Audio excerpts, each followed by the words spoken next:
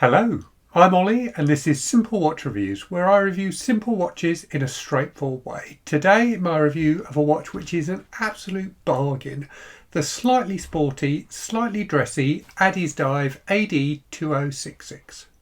So this is a very attractive watch with a very attractive price. So it's going currently on AliExpress for £44 if, like me, you're in the UK, or about $58. So very, very competitively priced, and it's a lovely little watch. Little being the operative word though.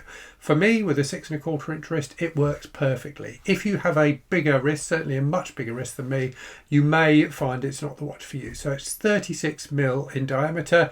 The dimensions are kind of Rolex Explorer like, so 36mm in diameter, 46mm on the lug to lug, and about 11mm thick, including a nice domed crystal.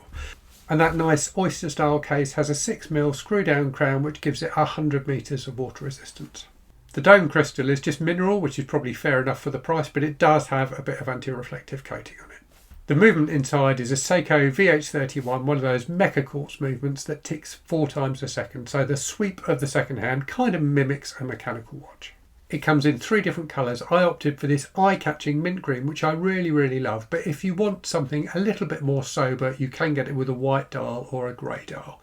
It homages the Longines Conquest, which isn't a terribly well-known watch, but you can definitely see how Addiesdive may have been inspired by it in their design. There are some differences though, so the Conquest comes in either a 34, 38 or 41mm case, whereas the Addiesdive is a 36mm.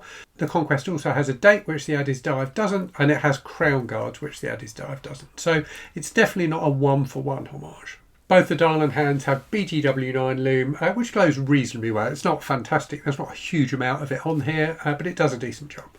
The 3-link style bracelet is pretty decent quality for the price. It's got solid end links and a milled clasp with 5 levels of micro adjust. It is worth noting though that the watch has a 19mm lug width, so your strap options may be slightly limited. I have to say though, I think that 19mm lug width perfectly suits the proportions of the watch. The bracelet's very well articulated. The links are held together with split pins, so it's nice and easy to resize, and it's got female end links, so you should get a decent fit even on a smaller wrist than mine. Both the bracelet and the case are brushed on top and polished along the sides, and the finish overall is really decent. It can be a little bit sharp in places, particularly the bracelet and the clasp, but generally speaking it's a very nicely finished watch for the price. There's a lovely polished chamfer on the case which captures the light beautifully, as does the dial. It's got a wonderful sunburst finish to it, and the polished indices and hands play with the light very nicely indeed. Overall it looks like a watch that costs a lot more than £44.